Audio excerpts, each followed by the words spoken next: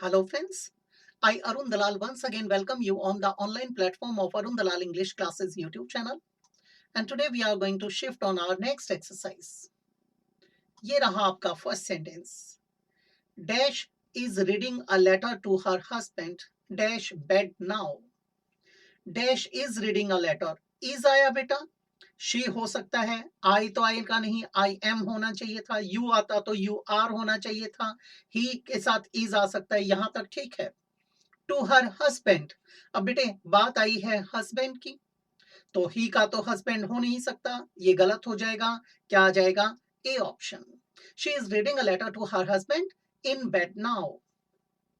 What dash you dash what are you. What are you का मतलब क्या होता है बेटे, आप क्या करते हैं? I am a professor in a university in Delhi. अब वट डू यू डू हो सकता है, वट आर यू तो डूइंग होना चाहिए था, गलत हो गया. इज तो आ नहीं सकता क्योंकि यू के साथ तो प्लूरल वर्ब आती है, ये गलत हो गया. डू और डूइंग गलत हो गया. क्या आ जाएगा बेटा? What do you do. बड़े टेक्निकल सेंटेंसेस होते हैं ये, जो आपके एग्रीमेंट की बात करते हैं. और बेटा अगर आप इन्हें एलिमिनेट करके करेंगे तो बड़ी सहूलियत हो जाएगी, सरल हो जाएंगे ये. आगे है आपका what dash your knees dash now. Now what बेटा योर नीस आया. नीस हमारा सिंगुलर है, आपकी भांजी या भतीजी, तो सिंगुलर वर्ब आएगा तो डज आ सकता है, डू गलत हो गया. इज आ सकता है, इज आ सकता है, इज के साथ डू नहीं आएगा, ये गलत हो गया. अब हमारे पास दो ऑप्शंस हैं. अब बेटे what does your knees do ये भी हो सकता है, what is your knees doing ये भी हो सकता है. लेकिन जब उसने यहां पर नाउ लिख दिया, इसका मतलब है एट प्रेजेंट, हाल की बात की गई है. अगर ये नहीं होता तो ये भी ठीक है. अब नंबर एक पर ये लगाना पड़ेगा और नंबर दो पर हम किसका चयन करेंगे, इसका चुनाव करेंगे. Dash are we all. अब बेटे आर आ गया, वी ऑल आ गया, तो आगे वर्ब यहां आएगी. आर के साथ या तो V one I N G आता है या फिर थर्ड फॉर्म.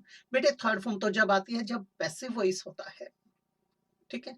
अब यहाँ पैसिव तो है नहीं, इसका मतलब यहाँ गोइंग आएगा, तो गो तो गलत हो गया, गो गलत हो गया, गोइंग आ सकता है. अब ये हमारे पास दो आ गए, एक व्हेन आया और एक वेयर आया. अब पता कैसे चलेगा? यहां से पता चलेगा. हम बात किसकी कर रहे हैं? लेबोरेटरी की, प्रयोगशाला की.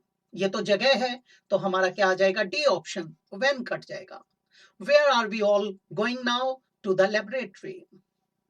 ओ नो, इट डैश आउटसाइड.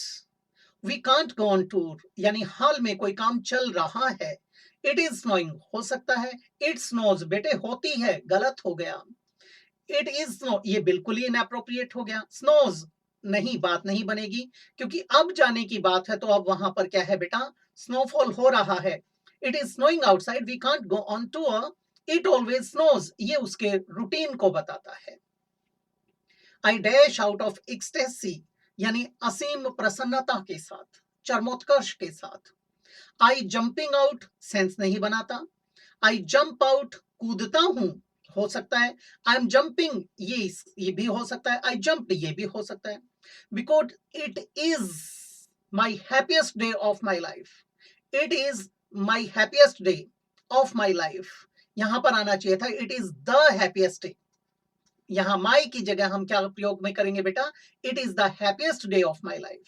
ये कई बार ऐसा टाइपोग्राफिकल एरर रह जाता है. अब यहां देखेंगे बेटा, अब यहां पर आई जंप तो हो नहीं सकता, कूदता हूं.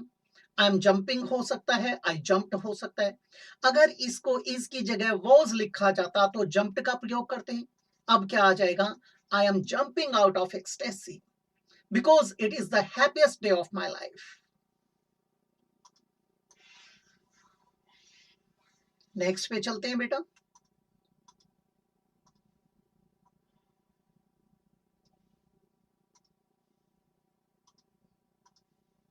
The monk and the nun are dash. Are eat हो नहीं सकता, आर ईटिंग हो सकता है, आर ईट गलत हो गया, आर ईटिंग आएगा बेटा. Only fruit and salads. अब बेटे वो फ्रूट और सैलड्स खा रहे हैं. Because pure vegetarians do not, बेटे डू डज डिड के साथ वर्ब की फर्स्ट फॉर्म आती है. ईटिंग नहीं आएगा, क्या आ जाएगा? डी ऑप्शन आ जाएगा आपका। Sorry, I dash understand. बेटे अंडरस्टैंड वर्ब का फर्स्ट फॉर्म है। आई डू अंडरस्टैंड हो भी सकता है और नहीं भी, डू हो सकता है, डोंट, ठीक है। आई एम नहीं आएगा, एक कट गया हमारा। अगर यहां पर होता ना आई डू अंडरस्टैंड, समझता तो हूं, लेकिन फिर अपनी हेल्पलेसनेस आदि को दिखाते, किसी ऑपोजिट सिचुएशन को दिखाते, तो हम ये लगाते। अब हमें आगे का नहीं पता। आगे कहता है sorry, I dash understand you at all. अब एट ऑल आ गया, इसका मतलब नेगेटिव स्टेटमेंट है। I don't understand you at all, मैं आपको बिल्कुल भी नहीं समझता। तो बेटे ये डू कट जाएगा, ये डू कट जाएगा, क्या आएगा? Don't, because I don't speak Chinese. Why dash we dash to a park tonight and have some fun. A good idea, बड़ा अच्छा विचार है।